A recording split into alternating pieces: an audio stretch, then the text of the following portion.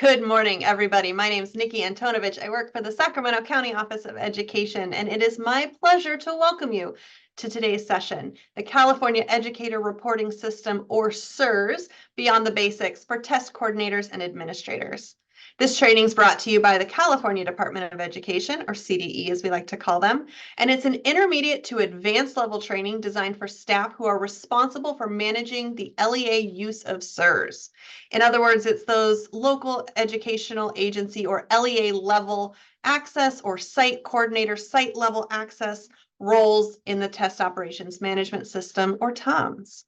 And while all are always welcome to join us today, we do want to note that there is a different CERS training this afternoon for Beyond the Basics for teachers. And so less about the managing users rostering role and more about CERS intermediate advanced features.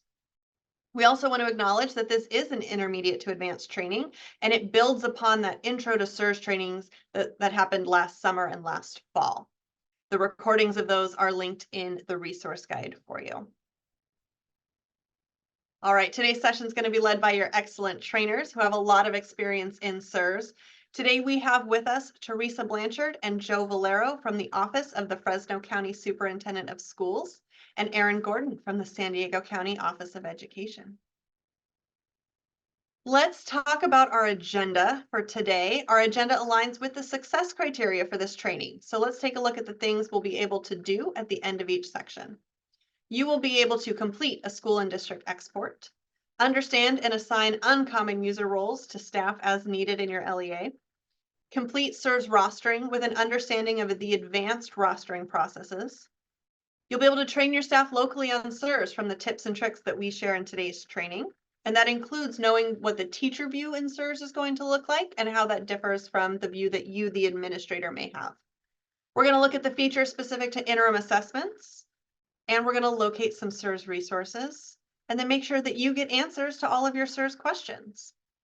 Now, this training allows us to take CERS basics that we covered last summer and fall in those intro sections and dig further and go beyond those basics. So for example, we briefly covered rostering or feature specific to the interim assessments in CERS in the intro, and today we're going to go into far more detail.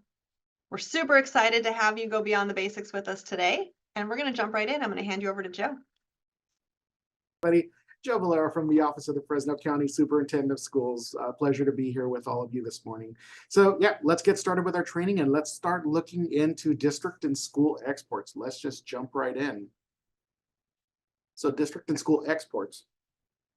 As LEA or site coordinators, you have access to district/school exports in CERS. The export button is in the Administrator Tools section of the CERS homepage. When you complete the export, which we'll talk through in a demonstration in a few slides, you get one Excel file that contains all of the CERS data for the school or schools selected that you download. The export houses interim assessment data and summative data. This includes additional data we don't normally see in the results by student view in CERS, such as ethnicity, language, Section 504 status, IDEA indicator, and English language acquisition status, or ELAS data. When creating these reports at an LEA level, you have the option to pull for all schools in your LEA, or you could even choose specific schools. Site coordinators will only have the ability to pull the data for the sites that they are assigned to in TOMS. Access to these reports are a shift from our previous way of business in the assessment world. Here's an example. A site coordinator can pull these reports for summative ELPAC in early June and not have to wait for an LEA coordinator to export those results, and then even us sometimes waiting for a third-party system to go over and get them in there. You have immediate access as soon as those scores are available. We've observed sites in our area pulling these reports in June to begin identifying students that have earned a 4 on summative ELPAC, getting that reclassification process started even earlier before the students, let's say, leave school to maybe go to another school. It also helps ensure students are not taking a class they don't need. They might be able to be reclassified ahead of time. Let's talk about a really great resource right here, Data Dictionary. The Data Dictionary is a helpful document for users as they review the school and district export. Think of it like a translation dictionary or almost like a Rosetta Stone, right? It helps translate the information you have available to you in those Excel exports. Smarter Balanced has plans to update the data dictionary to include both CAST and ELPAC information. The purpose of the data dictionary is to provide a crosswalk between the different column names in the report and connect them to assessment naming conventions, which we're all a lot more familiar with. So it's organized into 3 different sections. Section 1 is data elements, which refers to the column headings. Each element is hyperlinked in the document to its actual definitions. Section 2 is CERS reports and their data elements. This section lists the various reports found within CERS and what data elements are found in each report. Section 2 will be broken up by the different assessments in the report. Section 3 is defining the data elements. This is a really important section as it'll provide definitions for each data element. It is a helpful section because you might get deeper questions about the data and what these different elements or columns really mean. So that data dictionary is a great resource to go back to, really help us translate those. So we've been talking about what we can see in there, but let's actually get in and do a demo. So be really brief, and we're actually going to access the school and district exports in the sandbox. And then we're going to go beyond the basics and covering just how to filter data in Excel to help us navigate the report a little more efficiently. So once again, we just want to reiterate, we will be using the CERS sandbox as we do in all of these CERS trainings. One quick reminder that the sandbox has fictitious data and it contains no actual student personal information, which makes it a great tool to utilize during trainings and to try out functionality of the different CERS features within the system. And so I'm actually going to leave the presentation right now. We're going to go to the CERS sandbox to pull one of the reports we've been talking about. So we're all familiar with the CAASPP.org landing page.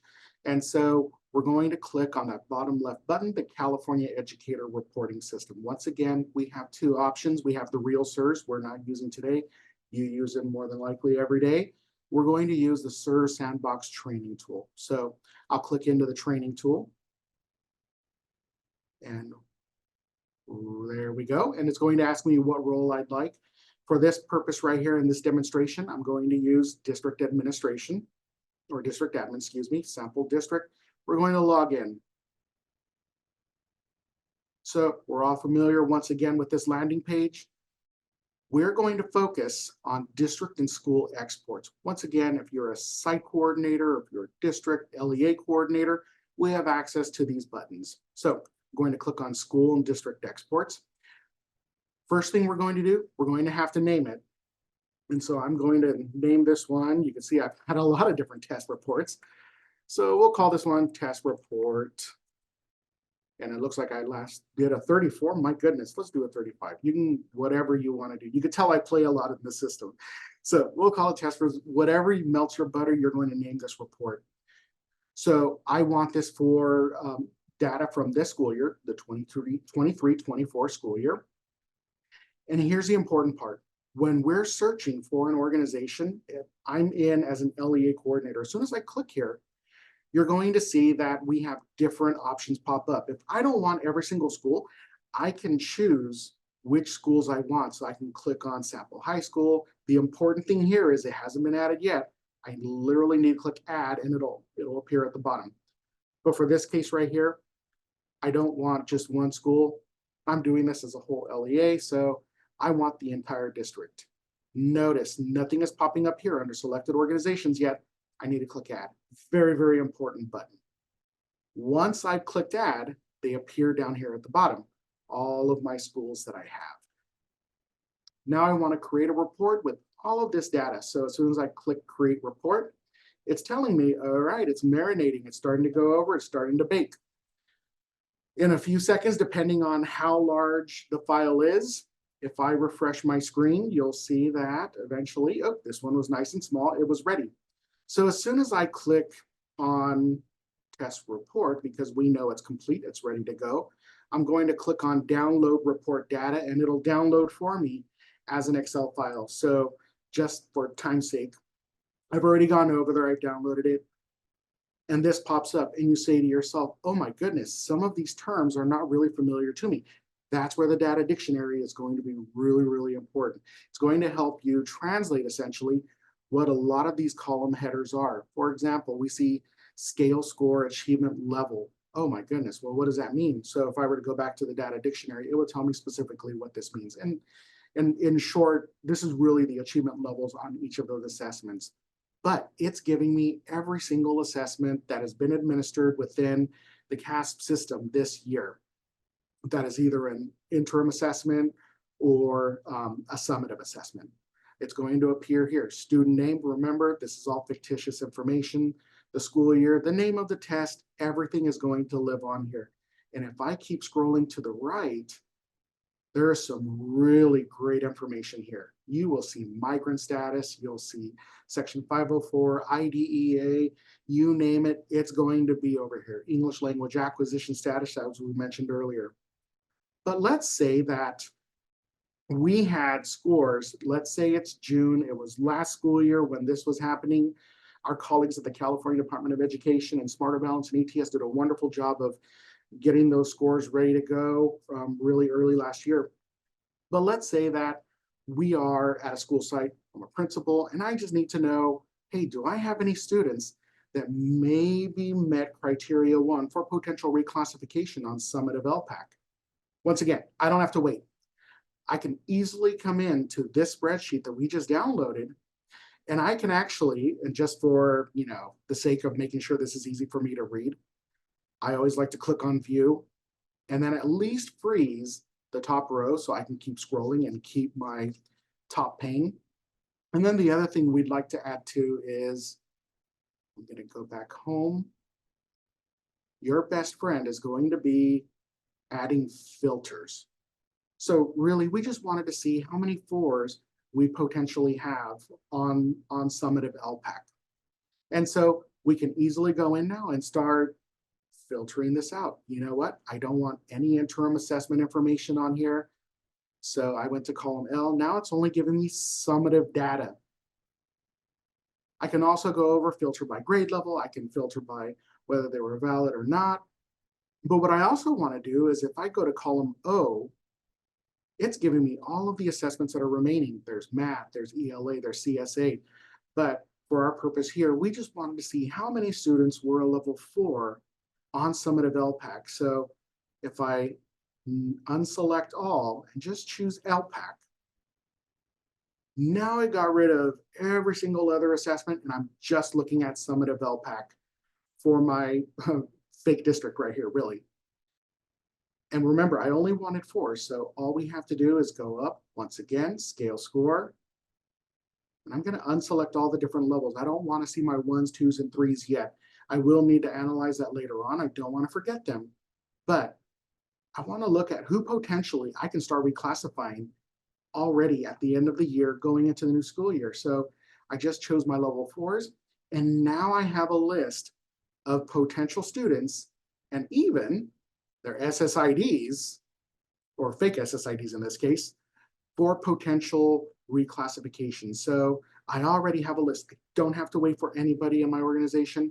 I don't have to wait for anybody to go over and share those with me.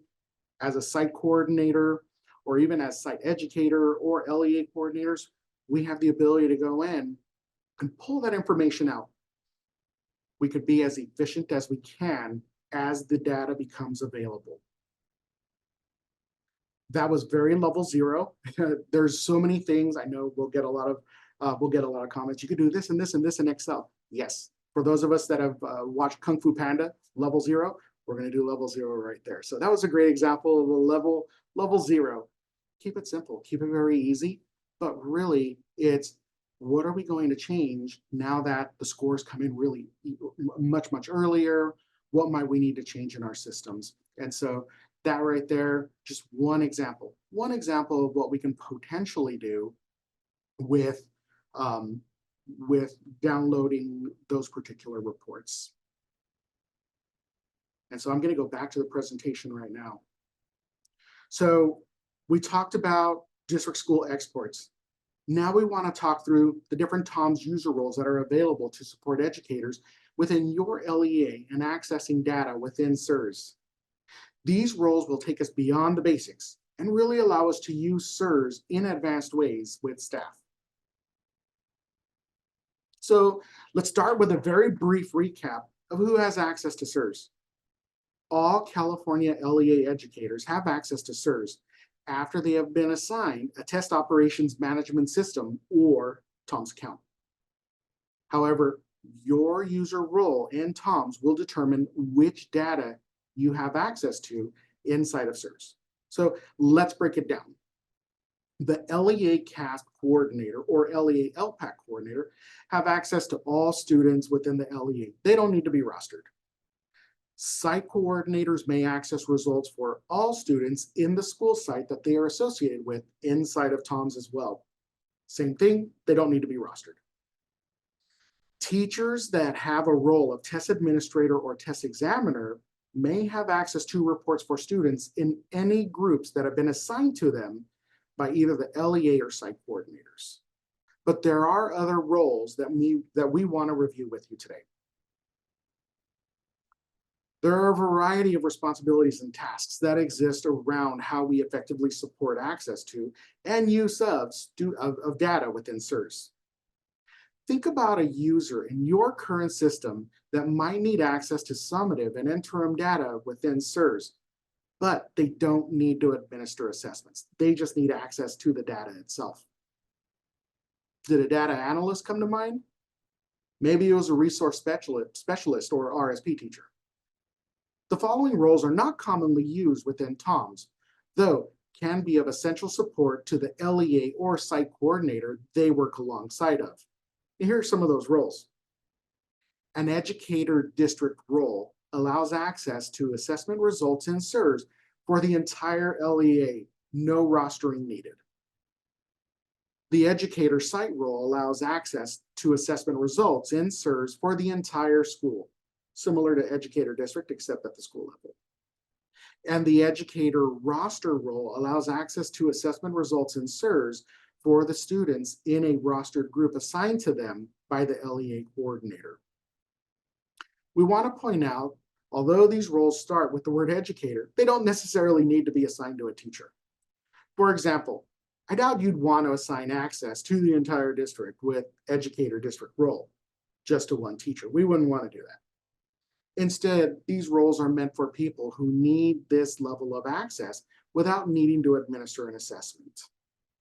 Think about people also you don't want to break your system as well, because you need them to be able to see everything in a district, but you don't want to give them LEA coordinator access. That's a lot of power within the system. Other TOMS user roles. So in thinking of classroom instruction and the power of interim assessments, we would like to illustrate how the tools for teachers can be a great asset to support how interims are used as an assessment for and of learning. Within your LEA, the following roles are also available within TOMS. An IA administrator only role can administer interim assessments, score within the teacher hand scoring system, and access interim assessment results in CERS for students that they are rostered to. This role does give access to CERS. The tools for teachers only role can access Smarter Balance tools for teachers only. Tools for Teachers is a website that provides educators with resources for supporting the implementation of the formative assessment process during classroom instruction. It's a great bridge between assessments and that actual classroom instruction. The role is ideal for those who do not need access to the California assessment related systems. This role does not give access to CERS. An important note is that any user with an affiliated LEA email can self-register on the Tools for Teachers website.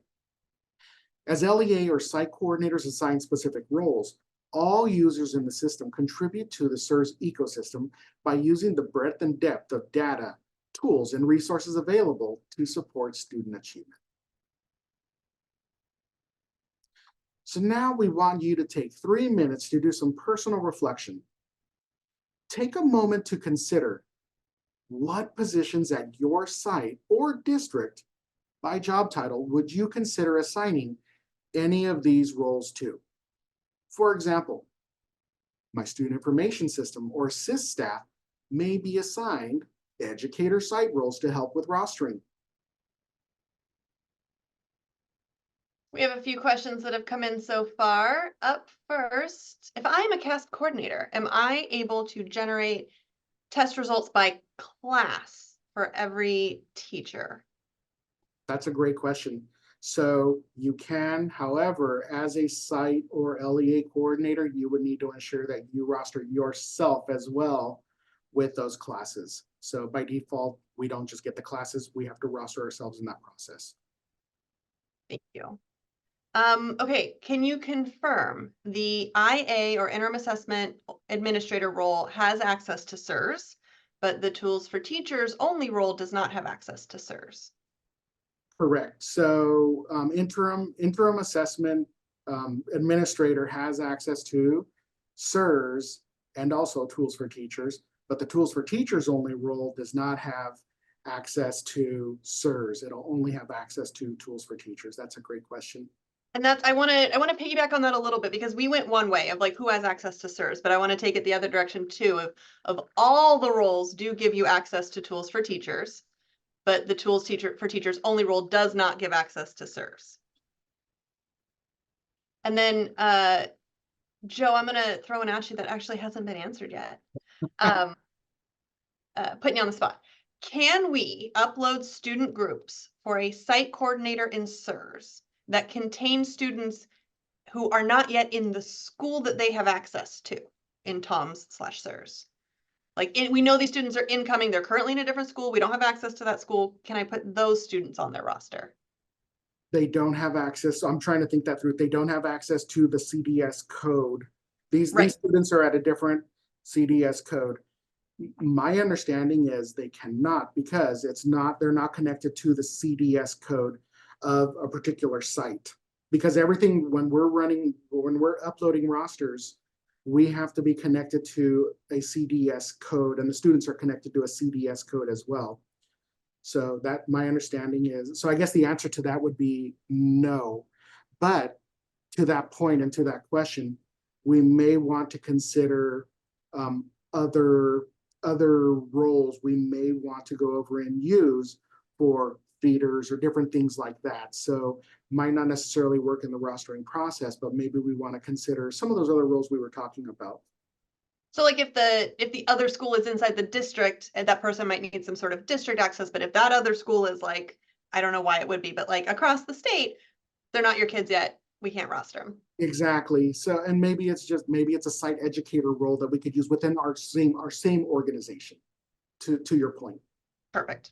All right, that wraps up this round of Q&A. We can continue on. All right. And let's go over and let's start talking about advanced rostering. So remember that rostering simply refers to creating student groups for teachers and other CERS users. So as mentioned previously, LEA and site coordinator roles and educator roles have automatic access to CERS without needing to roster students. It's automatically updated. But all the other roles will need to be connected through the rostering process to view data. To begin, let's first review the column headers in the roster upload template to ground ourselves in what is needed. So the very first column is group name, and that's locally determined. It's whatever you want it to be. This has a 200 limit, or excuse me, a limit of 200 students. So users cannot assign more than 200 students to that same group name. The second column is the school natural ID, also known as the CDS or County District School Code. If you don't know what your CDS code is, hey, log into TOMS, look on the top left corner, and you'll actually see your CDS code on the top left corner. The third column is the school year. This is the academic year that falls during the spring semester. So, for example, we are currently in the 23-24 school year. In that template, we're going to use 2024. That is the spring. The fourth column, the subject code, can restrict what educators have access to. So that's where you can have whether they have access to all, or math, or English language arts. But we really encourage you to select all because It's the best practice for every teacher to have an idea of their students' abilities in all other areas of education. But remember, it is the choice of access. That's a local decision, however you want to go over and authorize that. But remember, if you're a teacher and you're wondering, hey, my student is really struggling here, are they struggling in other areas as well? It's an easy way for them to be able to go over and see it. Once again, local decision though. The fifth column is the student information. That's the easy one. It's the state SSID for the student. And the last column is the group user login. In short, it's the staff member's email address that we use in TOMS. You can add multiple people to this column for access to the group. Maybe you have site administrators that want to view data by teacher or group, and that goes back to the question we had a few minutes ago. Rostering can be a simple process if we know what groups we want to create and how to access the SSIDs. So let's recap the rules for the template and how to complete the template. It's kind of like Gremlins, right? It comes with rules. So here are the rules. The file must stay in CSV format. Don't change it. Don't change anything in the format. All numbers must be in number format. No decimals or abbreviations. A lot of the times when we download that information and we're trying to get it uploaded, sometimes Excel will change that. Make sure you keep those as numbers. The CSV file must include the headers found in the template file provided below. Do not edit these headers. Don't change anything. 3 of the columns are required for every row. Those are school natural ID, school year, and group name. Those 3 have to be in every single row. If the group file contains multiple schools, groups, or years, the file rows must be sorted in the following order. First, it has to be by the school ID, then the group name, and then last by administration year if you're adding multiple years. The good news is if something is kind of wacky and we didn't quite do it right, CERS does a wonderful job of going over and telling us, hey, this is out of order, you need to fix this one. Fix it, resave it, upload it. A group subject code must be listed as all or a valid subject code. Example, like math, ELA, so on and so forth, but it must be a valid subject code. You cannot put multiple SSIDs or multiple email addresses in the same row. You need a new row for each. This means you cannot list multiple email addresses or SSIDs separated by a comma in the same cell. They need to go in a new row. And then, once again, there is a limit of 200 students that may be assigned to a single group. This is an important one to note and take into consideration for your plan. Other rostering considerations. So now that we've talked through the template and what is needed, let's talk about, once again, other considerations for rostering. We need to keep in mind that students come and go. So how often do we need to re-upload groups to keep the data up to date? There are a couple of examples we even do here. So for some of my schools, we have a revolving door of kids. I use the automatic API from our student information system for those schools. But I also have another school where it's a lot more stable. And so I use a pre-created, kind of like a template that I create in a different third-party system where I download it and then I paste it into the upload, into the roster to upload. And I'll do that maybe once a month, just in case somebody comes or goes, but there isn't very much movement. My other one, where it's the automatic API, that automatic nightly download and sync, that happens every weekday for us. So, and it varies. It varies by organization. It's all whatever the local context is. We have some people that'll do it every week. We have some people that'll do it once a quarter. It all depends on what your local context needs. But you'll want to go over, just ensure that you do have a schedule to go over and continue to get those uploaded, because we get new students all the time and a teacher won't be able to see that data until we get those rostered. Another question, who's going to pull the information for rostering? Is that going to be centrally done, or will capacity be built so site coordinators can do this? Perhaps it is your student information system administrator. Maybe you give them educator access. That'll give them the ability to go over and upload rosters into the system, and they still don't need to administer any tests.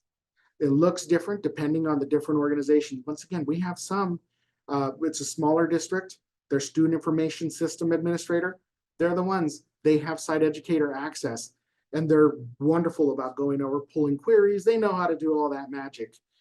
Some of us are not as good, so we give them educator access. We don't need them to administer tests, but we do need them to go over and roster, work their magic.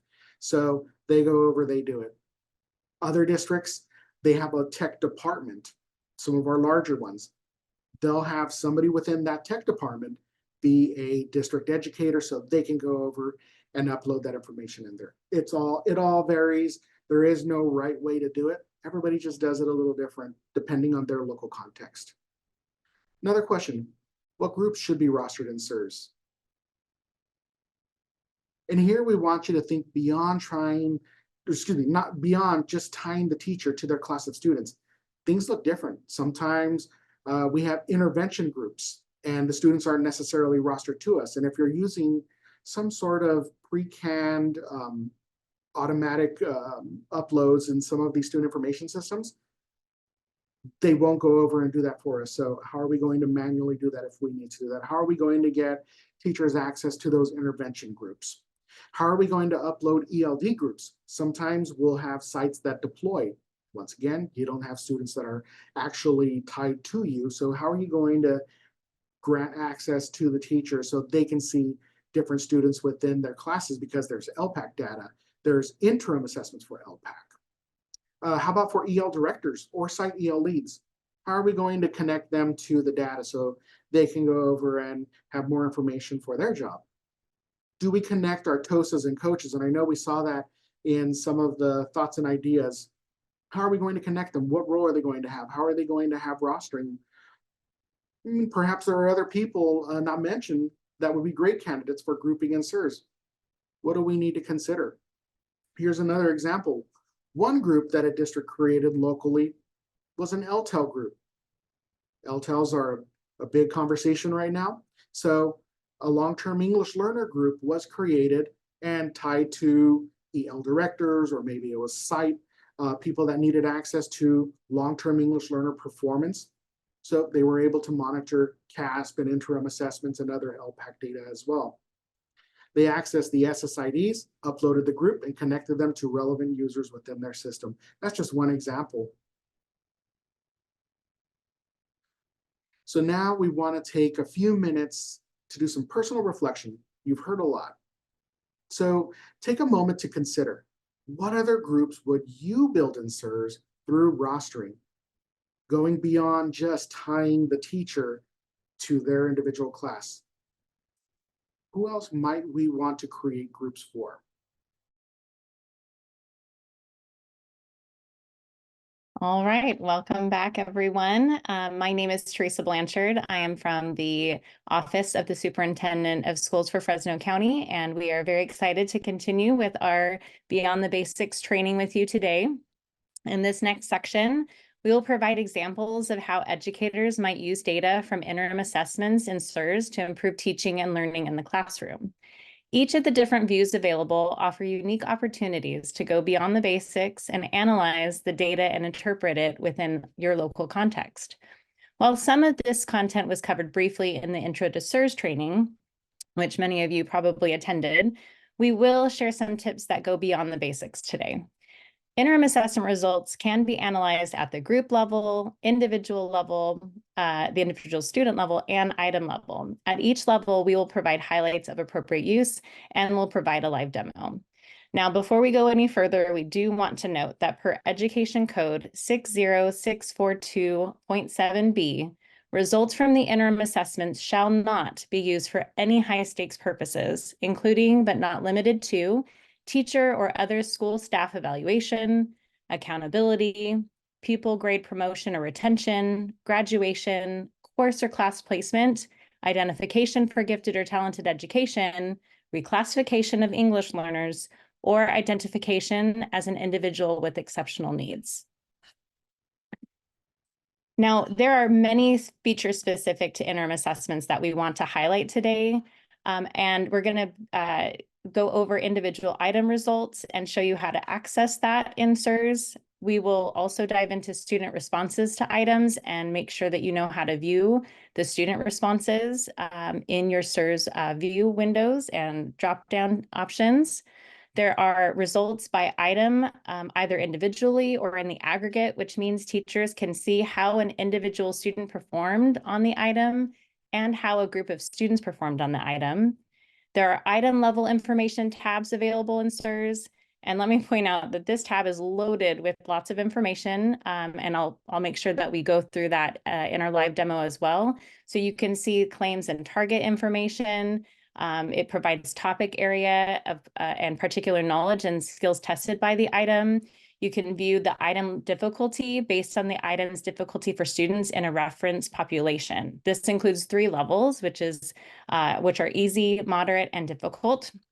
Now, the item difficulty doesn't change based on the group of students that were assessed or that we're looking at results for. This is based on how the item field tested. The applicable academic standards for each item are also available in this section. For smarter balanced assessments, the standards refer to the Common Core state standards for ELA and math. For the California Science Test, this would be the related performance expectations. And for ELPAC, this refers to the English Language Development Standards, or ELD standards. There's also group item level analysis, which includes the percentage or number of students in the selected group who earn full credit or the maximum number of points for the item. Finally, educators can also view the score point distribution or the percentage of students at each score point. And finally, we'll talk about the key distractor analysis view. This is really where we can go beyond the basics. Now, before we demo these features specific to interim assessments in our CERS sandbox, there are a few more navigation tips that we want to share with you. Now, let's start with the default view in CERS for the assessment data, which is pictured here in the screenshot. So results by student, if we choose that as a drop-down, this is where educators can select an individual student and then select to view the student responses. And they will be able to view the individual students' responses for each item on the assessment. So you look at, you can see that Tim's responses are available here when we selected the student's name. We also have results by item view. And this is available in that drop-down menu. The default is results by student. So we're going to go ahead and see that we can change the view in our demo to show results by item, and we can look and see how each student did in this section. We can also look and see that well, a quick reminder, you do not see results by item as an option. You may be looking at a summative assessment, not an interim assessment. The results by item view is only available for interim assessments. So if you are choosing your assessments, make sure that you are selecting an interim assessment that has been administered, not a summative assessment. And we'll take a look at this again in the sandbox. In this example from the CERS sandbox that's pictured on our slide, I've sorted the results by selecting full credit in the header. So the full credit and these arrows can create filters, and you can change the ascending or descending order of the information in each table. Here we have 3 items in the reading information text claim that sort to the top. We know from this assessment that 52% of students got full credit on items 14 and 10, and then 57% got full credit for item 12. This is the type of granular data that we can use as teachers and educators and administrators to provide additional support and identify areas that may have some common misconceptions that need to be clarified with students. Another view that we have access to is the individual student item results and responses view. Now, this takes us, again, beyond the basics, and we can dig into how one student did across all items on the interim assessment that was administered. This view includes the number of points that the student earned on the item, the maximum points available for the item, right in this column, And we have also the correctness of the student's response, which is the ratio of the student's points to the maximum points available. For example, a student who earned a 1 out of a 2 maximum, a 1 point, they scored 1 point out of a maximum of a 2, would have a correctness value of 0.50. This shows us that Tim missed item number 3 and number 5. So we can see in this one, he got 0 points out of the maximum score value of 1. Now, Tim's teacher can take the items, they can review items 3 and 5 together and provide targeted instruction or small group instruction to Tim or other students that may have missed those similar items. Now, we also have the item level information view. We are going to take a look here at the question number 14. If I want to dig in and see why 48% of my class perhaps got 0 points out of 2 possible points versus 52% that got full credit, we can select the item itself, and we're going to be able to view item level information, which we'll dig into on this next slide.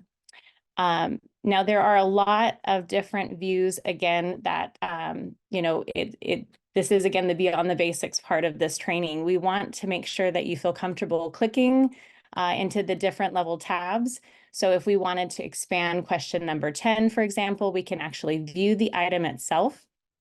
And this will give us the student points and responses. We're going to be able to see the item itself in the item viewer window that's highlighted here in this tab.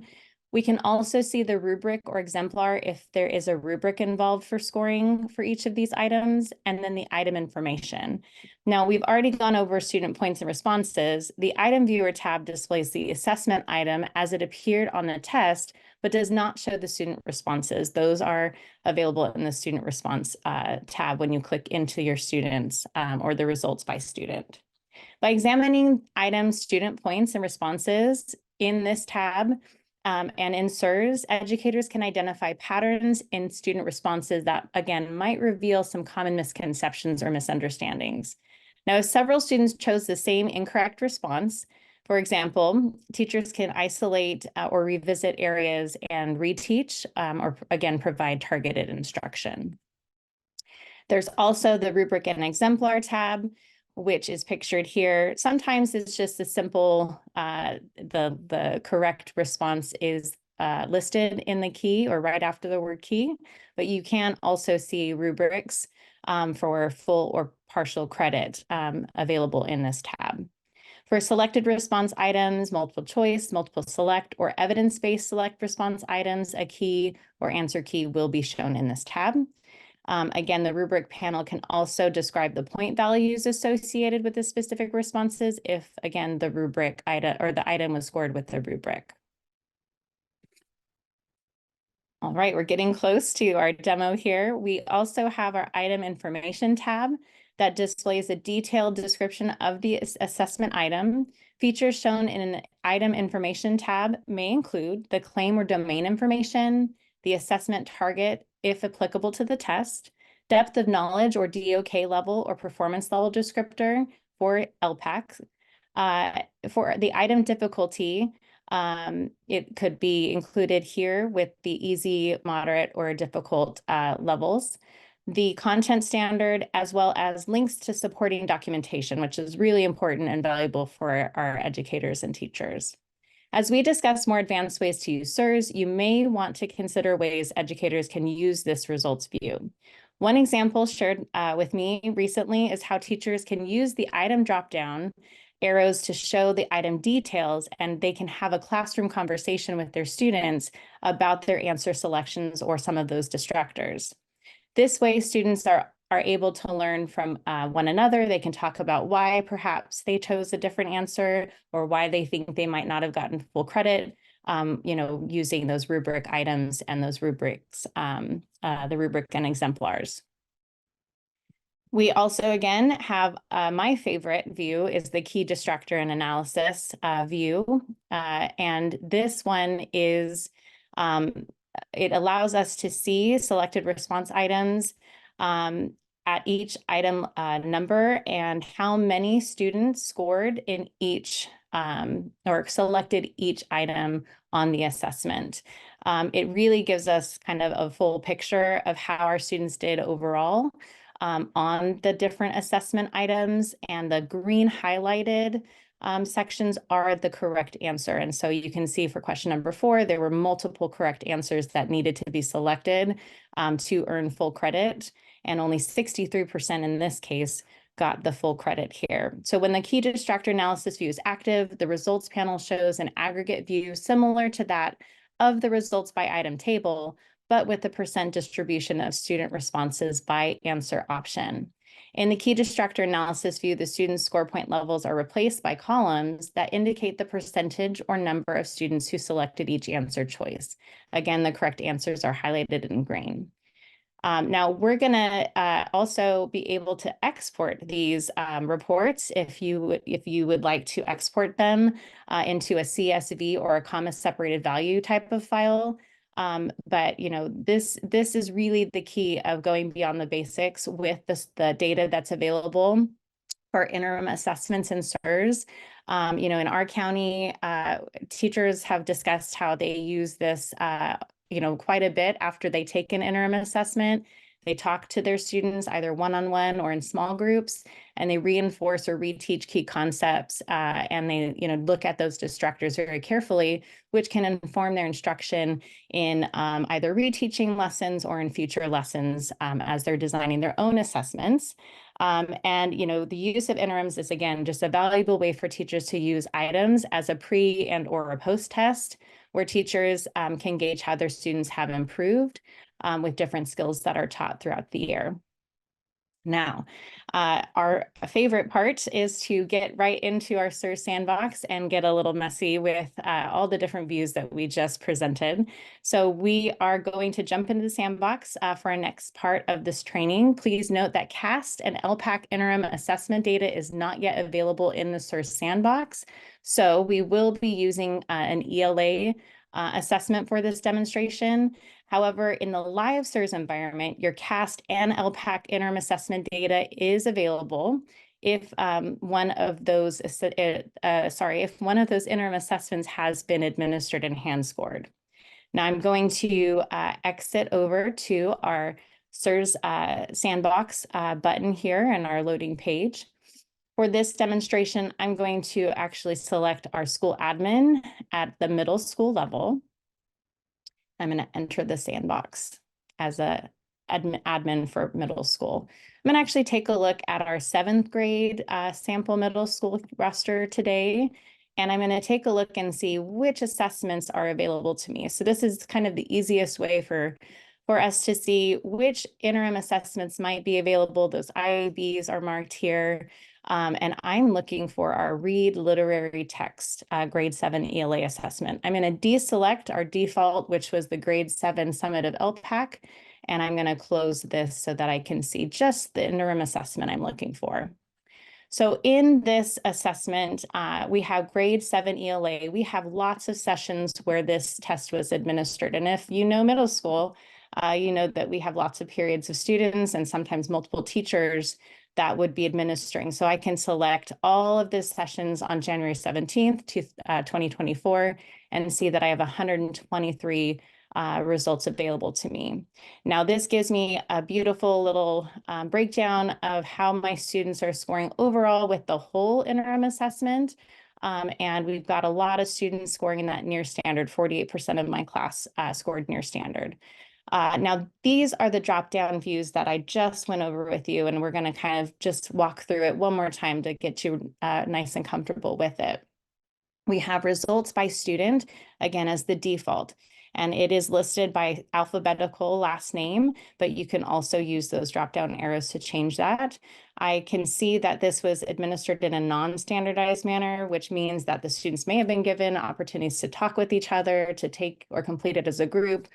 So I might not want to use these scores for any well, definitely not any high stakes purposes, but just for information on how the students scored on some of these key distractors and test items, which we can take a look at in a moment. So If we're in the results by student, again, if I want to go and take a look at Dorothy's responses, I can click on her name and see one student at a student level, how she answered every single item out of the 20 items on this interim assessment, how many points she scored, so the student's points versus the points available or the max points, and the correctness levels, as we talked about before. Now, if I want to go back to my group here, and this happens sometimes where it defaults to ELPAC. So I'm going to go back and select. Again, you can see the magic of selecting and deselecting your assessments and selecting all the sessions here. We can go into the results by item if I don't want to just look at individual students. Which if I was preparing for like an IEP meeting or a student parent conference, I might want to pull some of these things up by student level or prepare for small group instruction to see how students are doing. But if I wanted to look at individual item, this is where it gets really fun because I can sort by the full credit and see which ones were my most missed items. I know I see question 20 here, only half of my class answered that one correct. So I want to drop down and see, again, the additional views of this specific item, question 20 on this assessment or this interim assessment. So I can actually look and see for question 20, how our students did individually. I can pull and look at, again, individually, the students, what they answered and if they got points for it or not.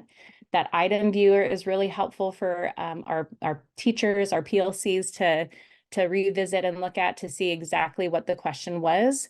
And this one happens to be related to punctuation mistakes and trying to select the answer that corrects all of the punctuation mistakes, which has a lot of commas with numbers and in sentence, grammar form. So that can be very confusing for our students, and that could be easily retaught in a lesson or in a small group. I can also click on rubric exemplar and take a look at the correct answer.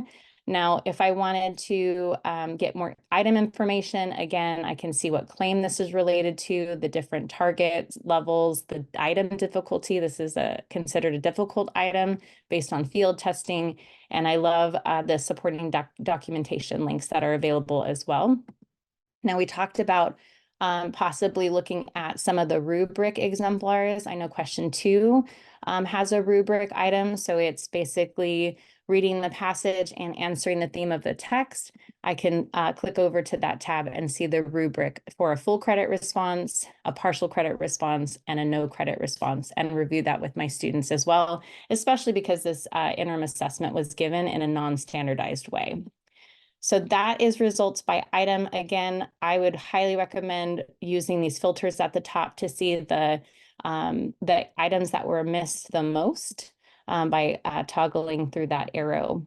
We can also, again, my favorite view is the key distractor analysis dropdown. And this is the last view that is available for our interim assessments that we'll highlight today. Again, if I'm looking at a question that has multiple correct answers, you'll see on question 4. Let's take a look at what that item looks like. This is, it says C, E, and F were again the correct answers. We did have a couple students that were, tempted by those other distractor questions. And that's a lot to select, right? And read, they are selecting 3 options. It gives us directions in the question itself. And we can, see how other students did by clicking at the students specifically and seeing which students maybe missed that, and I can pull those students in a small group as well. So lots of options for the key distractor analysis view.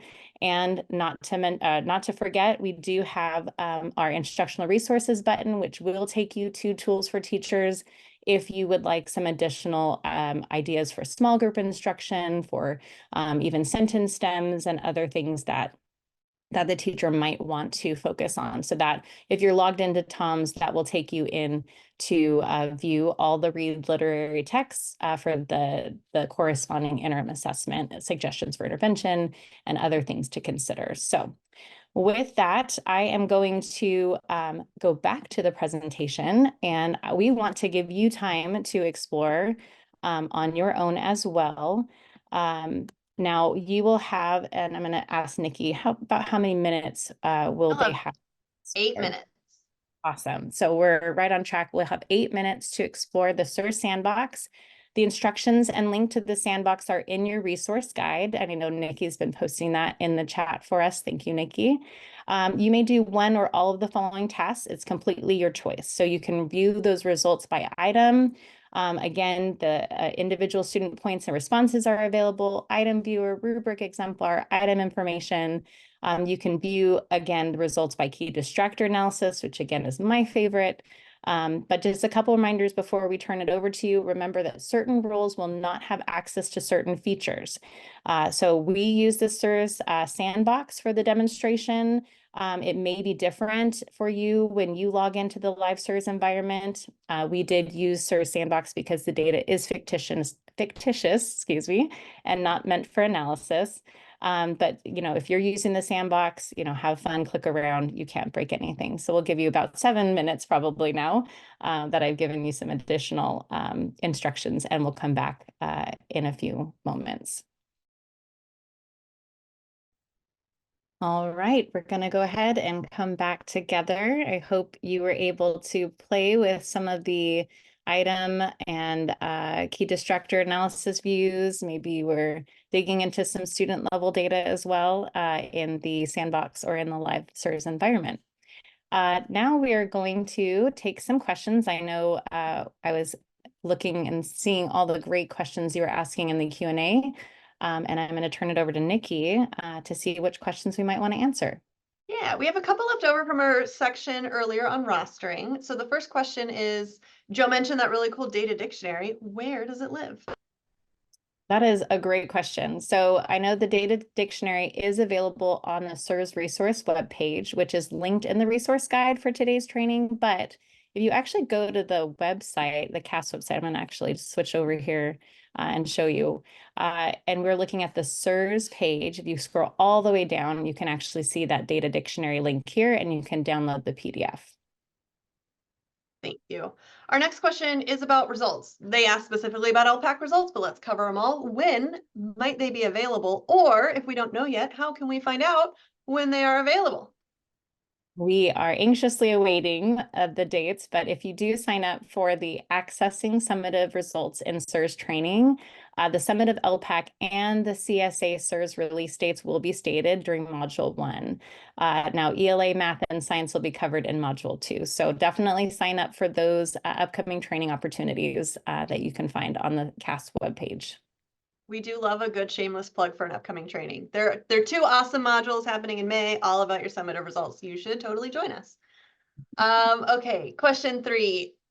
Can those who have that educator site or educator district role set up rosters, or how do I find out what roles can do what? That's a great question. I know it's very confusing, and Joe did a great job trying to clarify. I know with our LEA and site coordinators, they can assign specific roles in TOMS. And I know with TOMS and CERS, there's lots of websites to kind of keep track of, but those LEA site coordinators can set up rosters and roles. The educator site role allows access to those summative assessment results and those interim assessment results in CERS. So they will have access to your entire school if you're giving them site access. There is a TOMS user guide that lists all available roles and what they have access to. So, really being thoughtful about, what access you want to give everyone to is going to be really important. If you have district access or site access, they're going to have access to your assessment data, but not necessarily be able to set up those rosters. Thank you.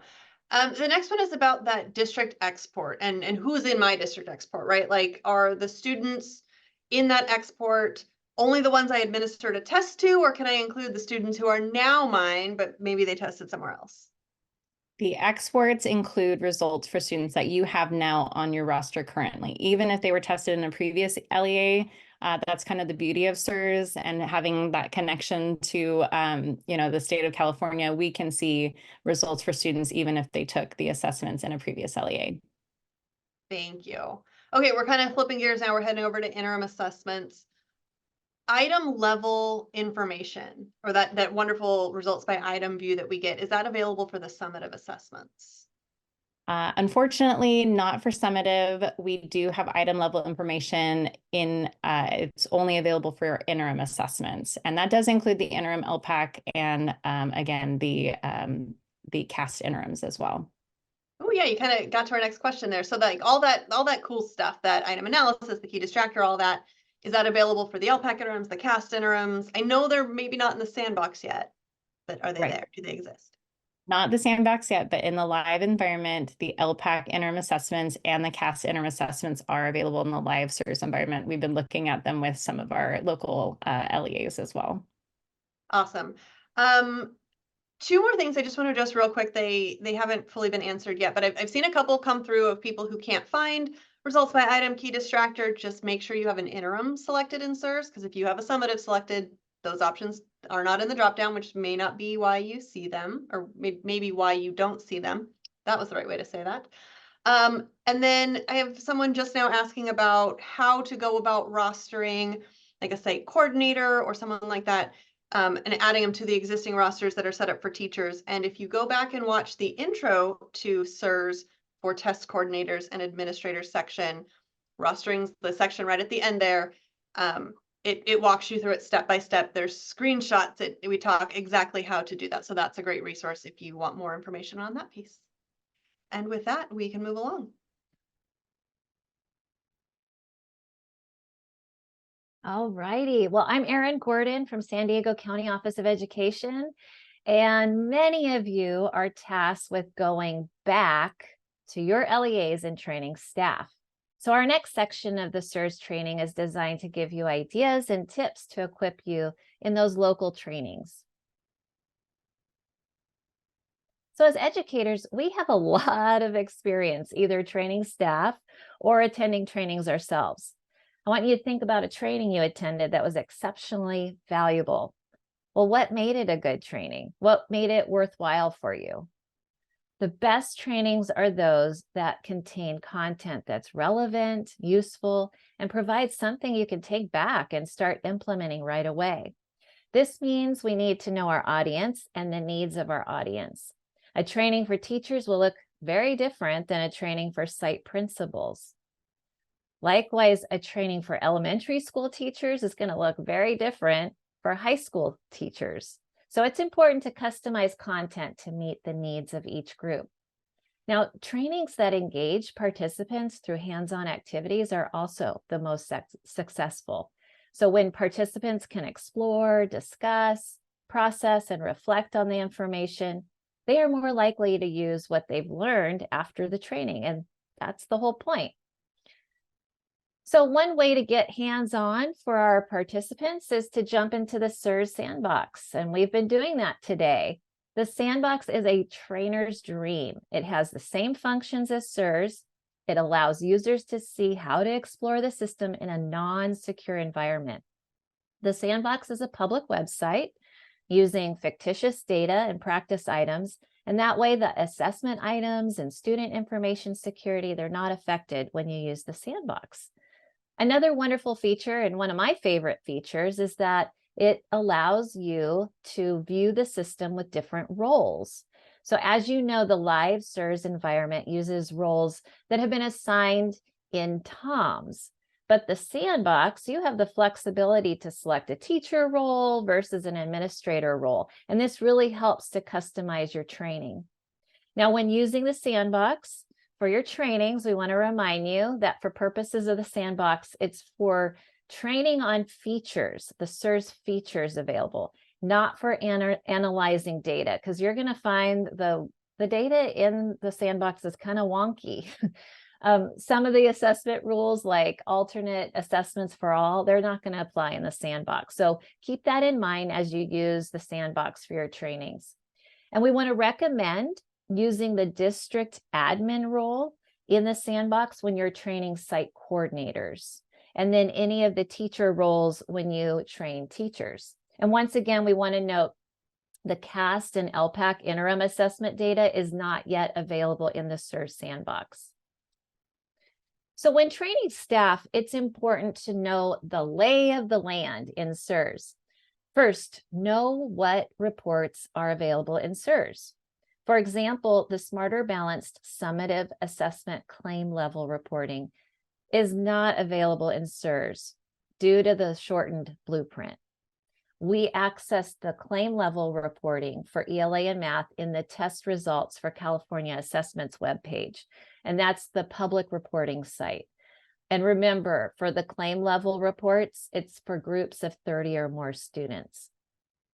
Next, know what is included in each report and specifically for each assessment. The best way to do this is run the reports in CERS to familiarize yourself with what each one contains.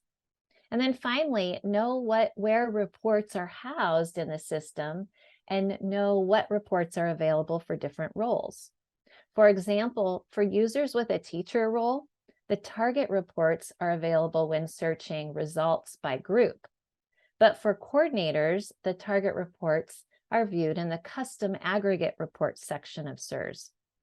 Also, the target reports are only available for groups of 30 or more students. So if you have a teacher with a group of 25 students, they won't be able to view the target report. So keep that in mind also.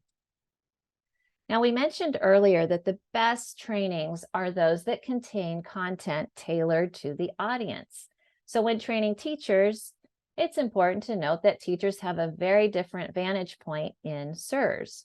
So there's certain features that are only available for users with the administrative role, meaning teachers are not going to see these options. And primarily the administrator tools, they will not see those. And that includes the custom aggregate reports, the district school exports, creating student groups, and the instructional resources. And for this very reason, it is important to use that teacher role in CERS sandbox during your trainings for teachers. There's one feature that is only available for those with assigned groups. So that would be your teachers. And that is the ability to create customized groups. Custom groups can be a powerful tool for teachers to monitor progress for a set of students within their class.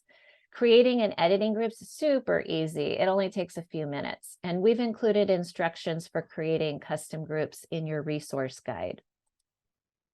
So, in addition to customized groups, what features and reports would be the most useful for teachers?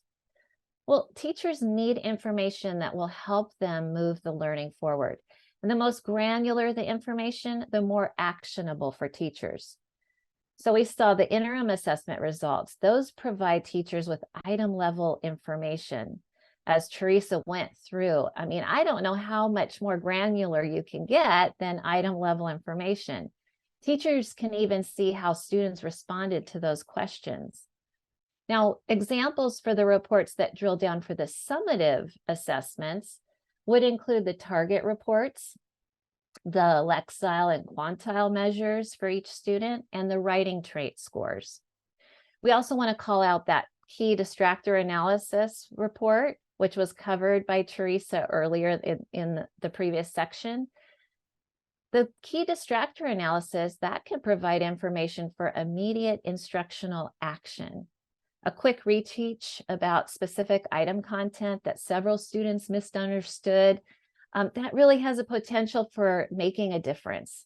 Teachers absolutely love that key distractor analysis report. Now, before we go on to our demonstration, we want to offer one last reminder for you to pass along, and that is about the individual student reports, or the ISRs.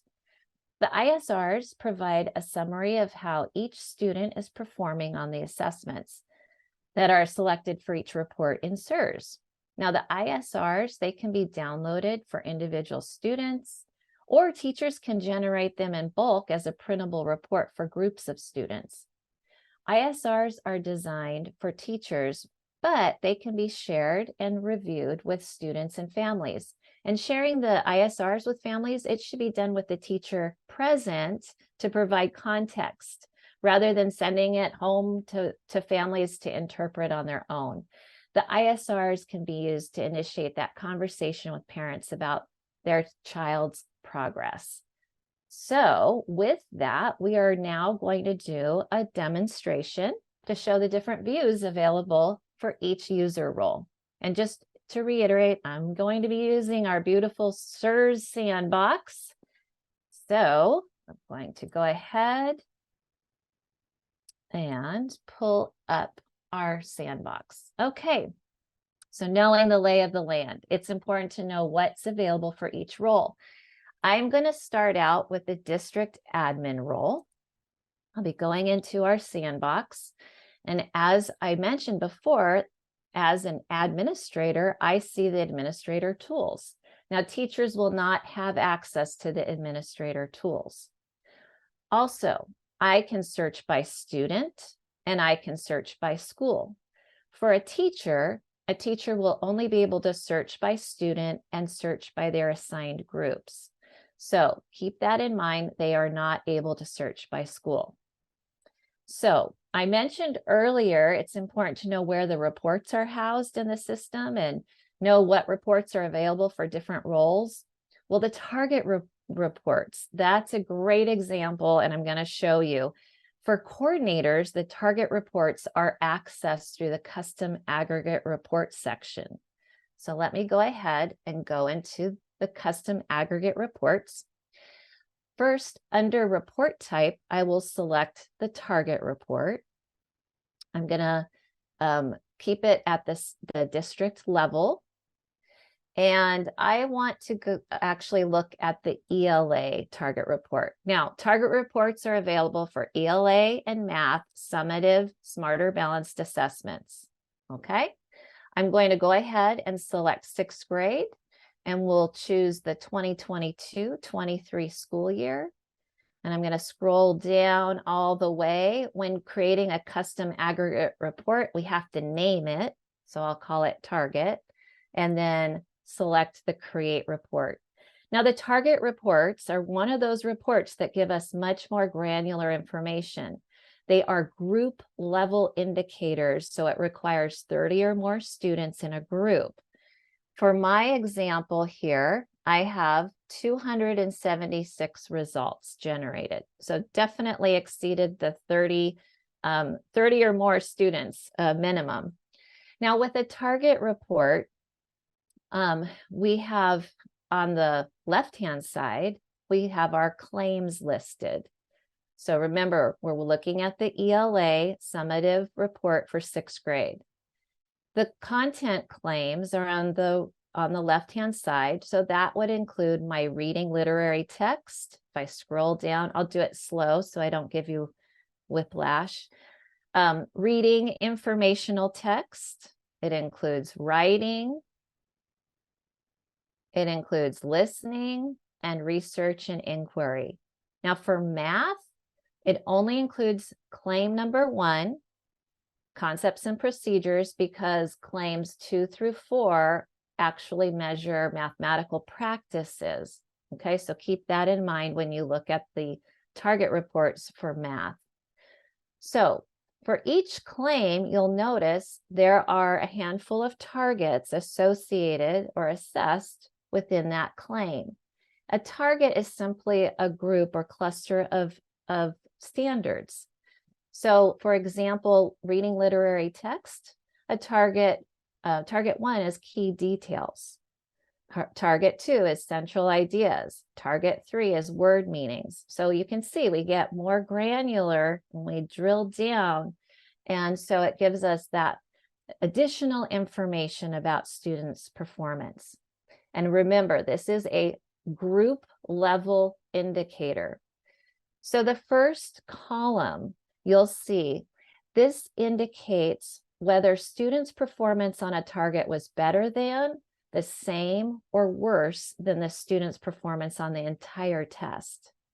The second column indicates whether students' performance on a target was above, near, or below standard met.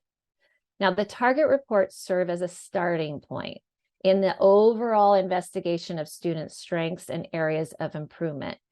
And they are especially useful for teachers knowing the specific areas to focus on or possibly focus on for that group of students. So I want to jump into the teacher role so I can show you they find the target reports in a different place. So I'm going to go up, I'm going to actually exit the sandbox as district admin, and I'm going to enter as a teacher. We'll go in as a middle school teacher.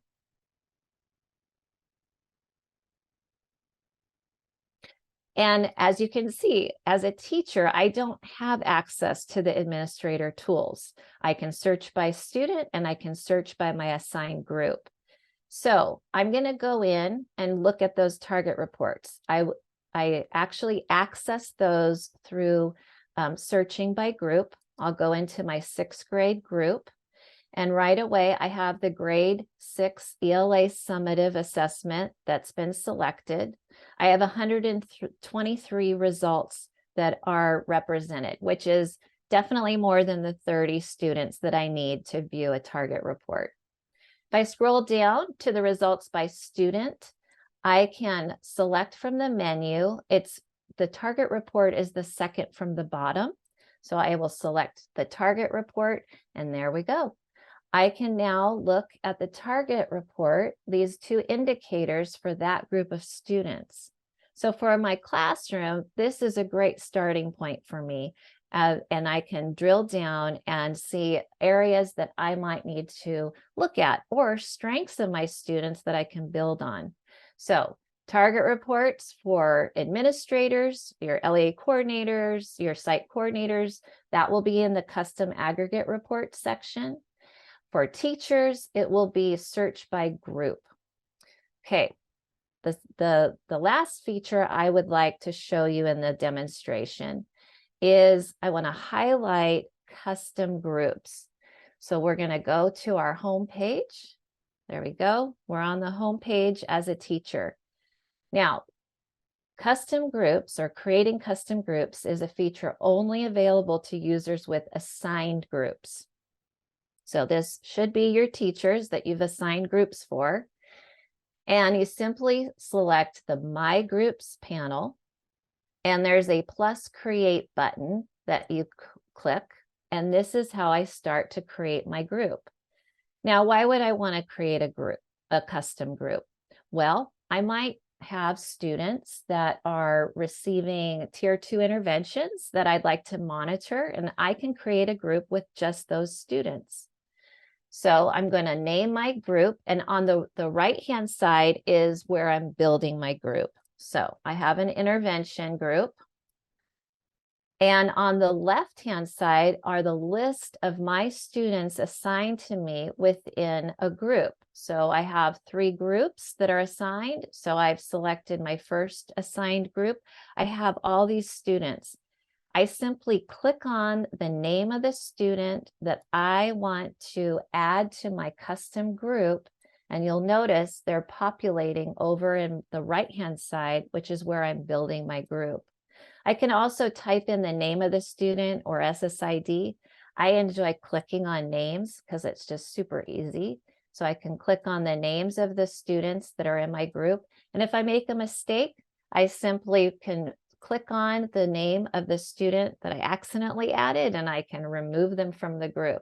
So it's very easy, just a couple clicks, takes a couple seconds. I save my group, and now I can review results for that group of students with ease. I can drill down to their results without having to go through my entire class or my entire assigned group, and I can monitor their progress. Especially helpful if you're using the interim assessments. So throughout the year, you can monitor their progress. Editing a group is very simple. I simply can click on the edit pencil, there's a little pencil icon with an edit, and I can add students. I can remove students. So we know that these groups are fluid. They change all the time. And so you can edit groups really easily. I can delete my group and start from scratch if I want, or I can save any edits that I make. Now, I'm going to show you one more quick way to create a group, a custom group, and that is by using the advanced filters. So again, I'm going to click on my plus create, And again, on the left-hand side, these are all the students that are assigned to me from my group. Now, let's say I would like to monitor my recently reclassified English fluent proficient students. So I've got some students that just were recently reclassified, and I need to monitor them as a teacher. I need to make sure that they're receiving the support that they need. So I'm going to use my advanced filters. And so you'll see advanced filters, and you click on the show. And you'll notice we have 4 categories of advanced filters: migrant status, primary language, English language acquisition status, and race ethnicity. So you can filter all you want with these 4 different categories. So we're looking at our RFEP students, our reclassified reclassified fluent English proficient students. So I'm going to click on that filter. What happens is I scroll down, and it's taken my assigned group and filtered down all the kiddos that are reclassified. Now, from that group, remember, I want to monitor my recent RFEP students. And so I can click on, from this group, I know as the teacher who has been recently reclassified, and I'm going to start creating a group. Now I'm going to go to all 3 of my assigned groups. So I'm going to select my recently reclassified students from each one of these groups so that I can easily drill down to their results and monitor their progress throughout the year, making sure that they have the support they need. So I'm going to name my group. We'll call it New RFEP. And we will click Save, and voila. I now can monitor. I have my custom group of recently reclassified students. So we've seen how to create a custom group. We've also seen where the target reports live depending on the role. And so with that, we are going to go ahead and give you a chance. Oh, here we go. Sorry about that. And we're going to go ahead. Okay, so it is your turn, and you are going to have, I think, Nikki, do we have enough time for 8 minutes? We sure do. Awesome. Okay, so you're going to have 8 minutes. It's 10:40. And we want you, for this exploration, to use the teacher role in CERS. Now, this is different because the other explorations you've been going in as a district or site role. So we want you to go in as a teacher role. And if you have questions along the way, we want you to use that Q&A box so we can help you navigate. There's a link with instructions in your resource guide. There's instructions on how to create a custom group. So we want you to go in, explore the teacher role, create a custom group or 2. All righty, we're going to come back together now. We hope you were all able to explore the system as a teacher, and perhaps you had some new discoveries about CERS. So time again, we want to pause for questions that may have surfaced so far. So I'm going to pass it over to Nikki. What are some of our top questions we should be answering for our folks? Absolutely. So the first question is about those interim assessments again. If we're using interims, or the state provided interim assessments where the results are in CERS and we're rostering and all that, is it up to us how we want to name those groups for our teachers? Oh, you can choose how you would like to name the student groups and the groups for teachers. So it's really up to you. It's a local decision, and there's flexibility on how you name those student groups. So I think that answers that. Thank you. Mhm. Okay, how do you view only the target report for your class? I don't want to see it for students beyond, my group or something like that. Is the group that needs to be created first for the teacher's class, and then I can go in and view target reports? So teachers are able to view the target report data for for the summative data in CERS by looking at their group of students. So for each student group a teacher is assigned to, they will have access to that target report. I know it's a different view as a site coordinator or a district coordinator because you're looking at an entire school group level for that school or for the district, unless you're going in and you've assigned yourself to a group. But your teachers will be able to view those target reports for their group of students. And I want to add on to that because I think that's such an important distinction, right? As the administrator level in CERS, we have that custom aggregate report button, and under there we can drill into a target report.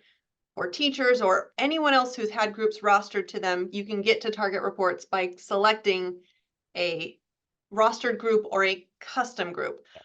But if you're going in as that search by school and then by grade, target reports will not be available through that view specifically. So if you're in by school and grade and looking for target reports, you won't find them. And I just want to make that very clear. There's the two other ways to go in there. Perfect. Thank you. Okay, can custom groups be shared with another teacher at the site? Well, custom groups are user specific. So it's so you can't share. You could separately create a student group comprised of the custom group members for a teacher if you're a site or LEA coordinator. But in terms of creating a custom group, it is user specific. So I, the teacher, can't share my group, but you, the administrator, could roster the same group to two people, the exact same. Correct. Correct. Thank you. Okay, let's talk a little bit about rostering. If we do use one of those CIS to CERS integrations called an API to upload our groups, is it every time that runs, is it going to override the custom groups of my teachers? Oh, that's a great question, but really, no, it's not going to override. The API is creating a roster of students for teachers to view, but the custom groups are created by the teachers. So those will not be overridden by any upload that you do through the rostering process. And then just to make sure we hit this from both sides, like let's say I don't use the CIS to CERS integration, I do manual rostering through that upload process. Again, if I upload fresh rosters, I'm still not overwriting. Is that correct? Correct. Thank you. Last one, can you make a group of students that I currently have access to, but then I want to view their scores from like a previous year? Yes, you can. You can view previous school year data by changing the school year to view the previous school year results. So, however, you do need to ensure that you have you're rostered to the student group in order to view this data. So a lot of times in the beginning of the school year, we have LEA coordinators upload rosters for that teacher from the previous year so they can see last year's students and then this year's students. So you could have two different rosters so that teachers can see how their students did the previous year. But for their current students, they can look at results from last year, from this year, and so forth. Excellent. That wraps up our Q&A. Great. All right. Well, we have one last topic before we wrap up, and that's the CERS resources. And you'll notice that the links to the resources are in your resource guide. This way, you have easy access, all of the great resources in one place. So first, the CERS user guide, which is a very helpful resource, and it describes the features and functions of the reporting system, also instructions for navigation. So keep that in mind, the user guide. Oh, and let's not forget about our beloved CERS Sandbox. We've been in it all day today, so that's an excellent training tool that you can use for your local trainings. We also have handy quick reference guides, which walk you through step-by-step on various CERS functions, such as viewing results by school, how to view individual student results, how to view writing trait scores. Next, you have two great videos, which are linked in your resource guide, Understanding CERS and Creating Groups in CERS. And then finally, we encourage you to visit the CERS resources webpage. We noticed the link to the SIS to CERS integration page is on that website, as well as the data dictionary for CERS. So let's review where we've been and what we are now able to do. So we can complete a district and school export. We understand and can assign uncommon user roles to staff as needed. And thanks to Joe, we can complete CERS rostering with an understanding of advanced rostering processes. We can train staff locally on CERS from the tips that we shared today, and that includes knowing the teacher view versus the administrator's view. We also can view the features specific to the interim assessments in CERS, going beyond the basics, thanks to Teresa, and we can locate CERS resources. Finally, we hope you were able to get answers to your questions regarding CERS. We have come to our official end of the training, and we have appreciated so much the questions you have asked. Hope that you found the session an opportunity to explore the system informative and helpful.